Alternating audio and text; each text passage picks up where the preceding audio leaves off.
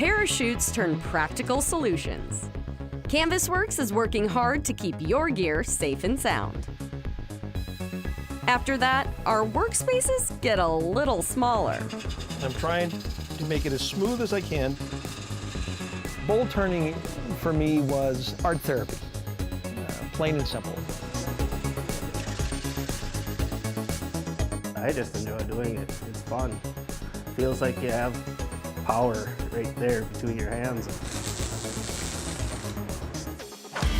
People are passionate about outdoor equipment.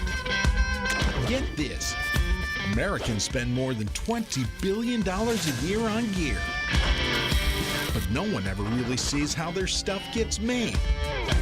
Well, that's where we come in. Each week, we throw open the factory doors and give you a behind-the-scenes look at how your favorite gear is made. Made for the outdoors.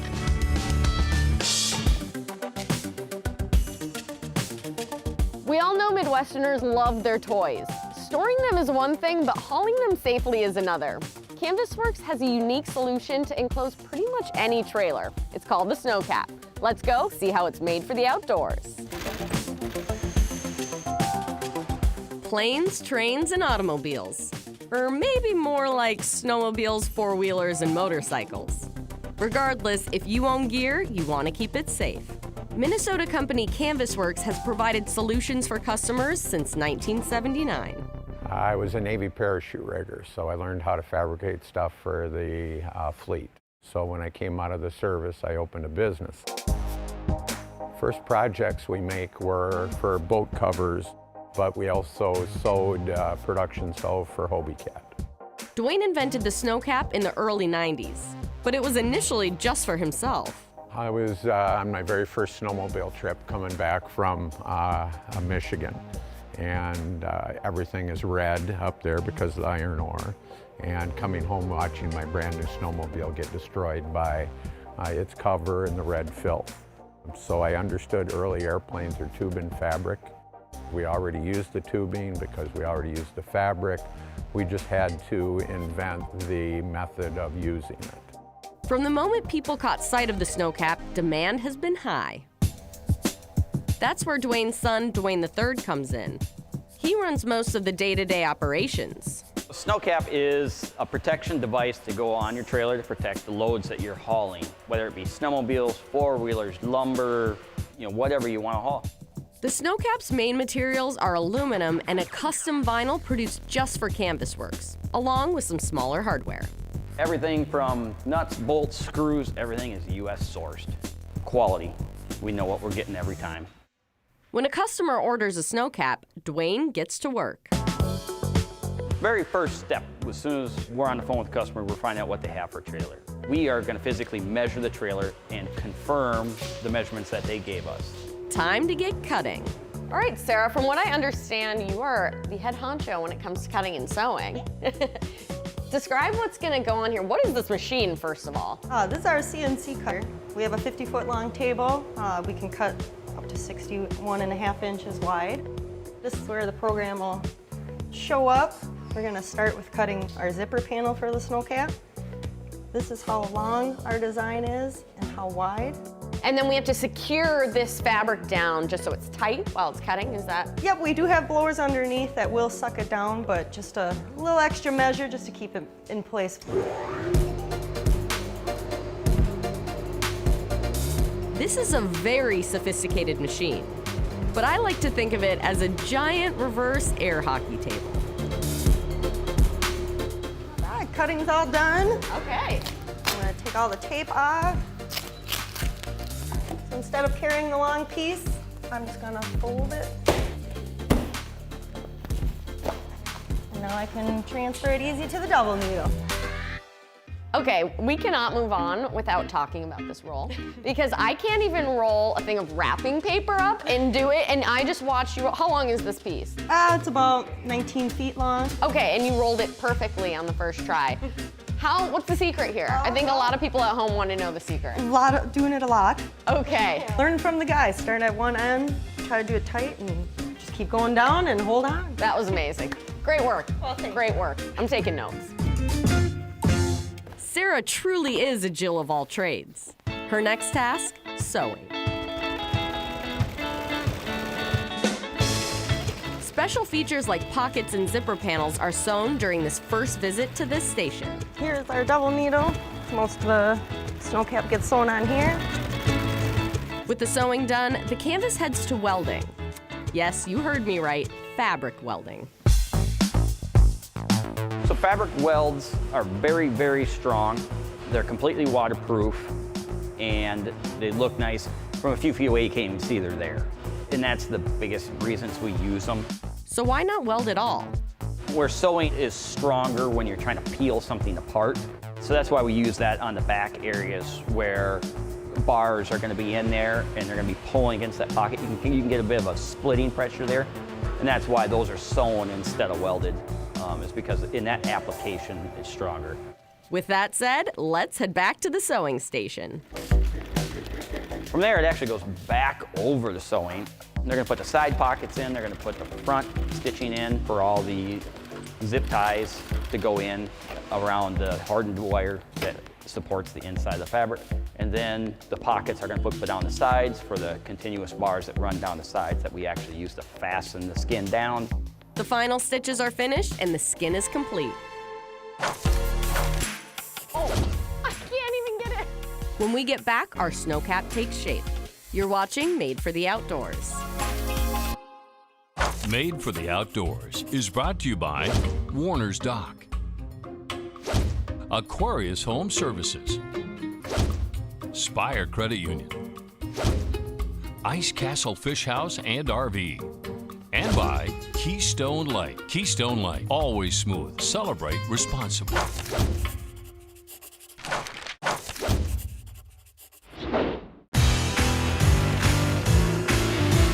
Welcome back to Made for the Outdoors. Today we're putting together a Canvasworks Snow Caps trailer enclosure. Our fabrics are cut and sewn together, and now it's time to construct the main body frame. The snow cap enclosure has to be tough enough to haul high-end goods at top speeds in any weather condition. Well, it started out in the snowmobile world. We still experience considerable growth in that because it is a very good product. Anybody who wants to haul anything is looking at our products. We get phone calls from New Mexico, California, all over the East Coast. Because it's a very tough product, it works very well. Our snow cap skin is complete, but like any good design, it all starts with a solid frame. All right, so these are our body jigs. They'll keep everything nice and square as we assemble it. So they're gonna go ahead and they're gonna put the jigs on the trailer. So you put all the aluminum into the jigs and they're gonna weld it together. Got 3 generations here working today. There you go. You're kind of making sure everything's getting done right. Are they doing a good job? Yeah. Yeah? You approve? He's too busy working to answer me. Very busy. The frame is assembled and welded.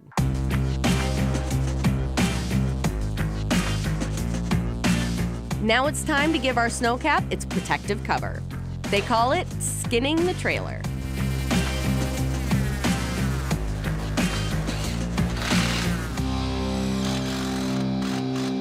All right. So, What am I doing? when you do this, you come through, over the bar. Uh-huh. You feel it? No. Oh, yeah, okay. Under that? Behind it, yep. But like under. Over the top. No, over it. Over it. Oh, got it. 10-4. Are you watching my work? Am I doing this right? Yeah. Okay, good. I don't know what I'm doing. There we go, yeah, just put this part and just fast forward. Then maybe I'll be at normal speed. Oh, I can't even get it. I can't even get it hardly at all. No use. I'm not sure if I helped or made it take longer, but the trailer is skinned. Hey, Dwayne and Evan, why don't you show us how the snow cap works? It's got this pole, and this is on a gimbal, so if you got a load in here, you can move it wherever you need to move it or whatever. Go ahead and put that pin in, bud. So we're at the back of the trailer here.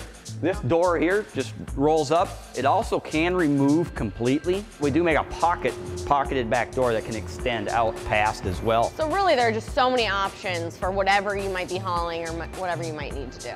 Just give us a call and we can help you out. You heard them. Just give them a call and they'll build you a snow cap. All 3 generations. It's a family business. I was his age, annoying all the employees, and he's here and helping and every day. So it's kind of cool. Customers love them. My dad was a University of Minnesota professor and always took us to work with him during the summer and during the off times. I enjoy it. My kids are my family and my life.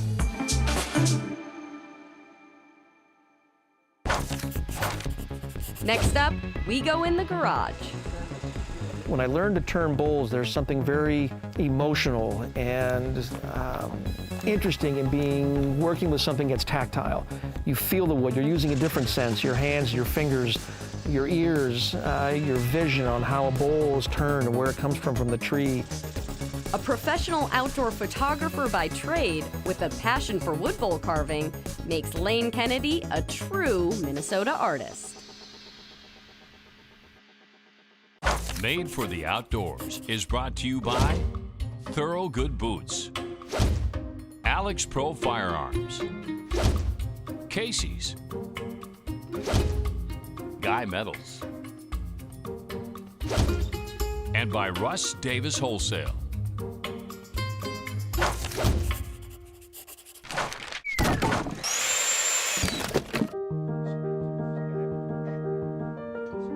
They say one who works with their hands is a craftsman.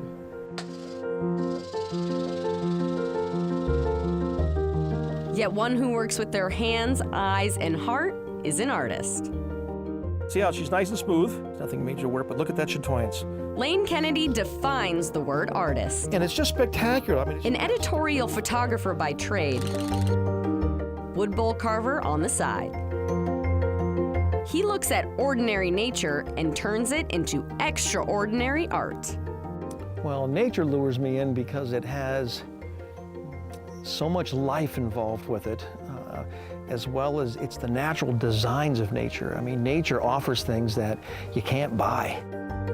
His talents behind the camera have led him all over the world for 30+ years, working for National Geographic Society, Smithsonian, and many more. But his favorite place to capture? Minnesota, of course.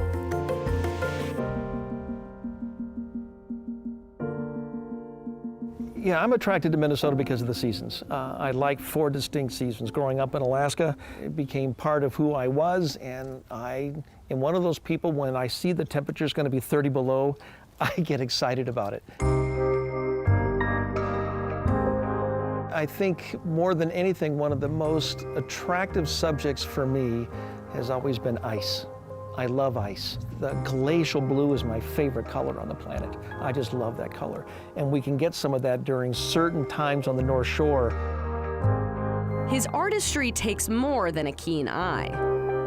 And every photographer has different tools that way. You know, mine has always been one of 2 things. One, I like motion in my work, and I like the perspective of aerials to my work. In true artist form, when he's not holding a camera, he's holding wood bowls. I'm trying to make it as smooth as I can.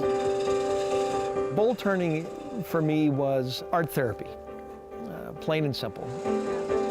When I learned to turn bowls, there's something very emotional and interesting in working with something that's tactile. You feel the wood, you're using a different sense, your hands, your fingers, your ears, your vision on how a bowl is turned and where it comes from the tree. Instead of cutting down trees for wood, Lane hunts down storm-damaged trees to make his bowls. And anybody that's lost a tree goes, wow, the light in my yard has really changed, and you miss that tree. Well, now it's kind of gotten its own reincarnation, you know, and now it's going to be something else. And you'll be able to see it and hold that same tree every day. Today, after hundreds of miles traveled, thousands of photographs taken, and dozens of bowls turned, does it get old? But that's it. Now it's got to dry for 3 to 6 months. There's always something to photograph. You know, I hear blizzards coming, I'm going, yes! Yes, I can't wait to get out there. See a 110-degree day, man, you head to the lakes and look at all the images you can get of people enjoying the water in Minnesota. So it never ends. It just never ends. And so if it never ends, well, then you can't stop. Bowl turning's no different. Continues to motivate you. And so you look around here now, you can see I must be pretty motivated because I can't get rid of this wood.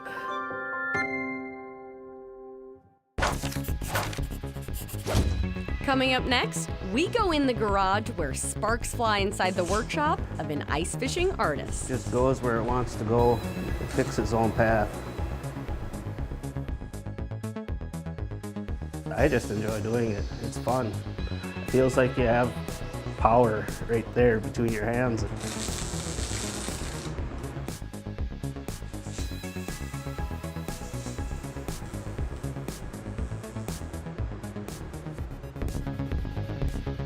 Hey there, I'm Bill Shirk, the man about the woods. And I'm Alexis Score. If you're a fan of Made for the Outdoors and want to know more about the show, be sure to like us on Facebook. And follow us on Instagram for cool behind-the-scenes looks at what we're working on. And don't forget, if you've got a show idea, be sure to drop us a note. Made for the Outdoors is brought to you by Casey's, Aquarius Home Services, Ice Castle Fish House and RV,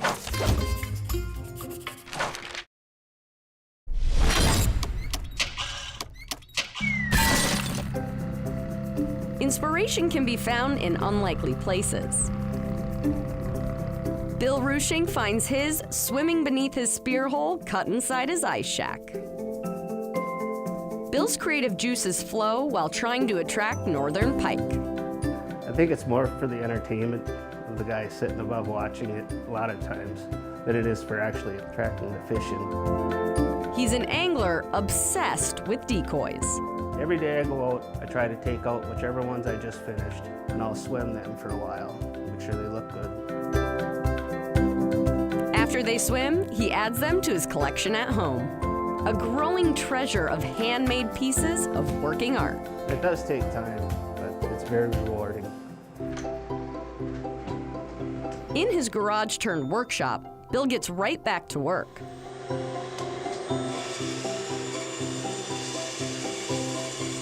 One cut after another, until a block of wood becomes a fish.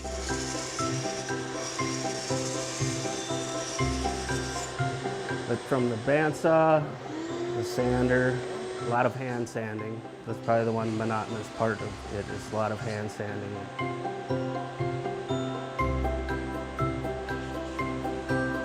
And it's up to your imagination from there.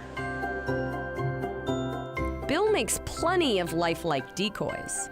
I do a little wood burning just to put an outline, makes it carve a little better. But his reputation revolves around carvings with a serious flair. We're hot. So right now, we've got about 6,000 volts at the end of these. Crackle burning is a high voltage, generally in the thousands of volts, that you apply to the wood that has baking soda and water soaked into it. I had never heard of it till just a couple of years ago, and a friend was doing it on the inside trim of his home. And it was, I thought that would be neat on a decoy. So he taught me how to do it, and then built my own machine, and it's just another branch of carving that you can go off on. It goes where it wants to go, picks its own path. Kind of like Bill's path into the world of art. I just enjoy doing it. It's fun. It feels like you have power right there between your hands. After all, art has no boundaries. I think it's the creativity it leaves you, especially with spearing. They could be any color. They don't have to look identical to a real fish. Those are cool, They look nice on your mantle. Exactly why Bill gets flooded with custom orders. Somebody asks me to make something I've never done before, I'm just like, all right, I'll give it a shot. And then that usually turns up ending being a big seller. Other people see it, and I want one of those. Each decoy takes about a week to complete. Some of it's not a lot of work, it's just waiting for things to dry. A lot of resins, glues, paint. First thing I gotta decide if I want a natural thin color or a bright one. I'll go with the natural. It's a hobby. I mean, I still have several years before I can retire. And when he does, you'll likely find him here, in his small garage workshop, tinkering with wood, fire, and paint, creating art inspired from time spent staring through a hole cut in the bottom of his ice shack.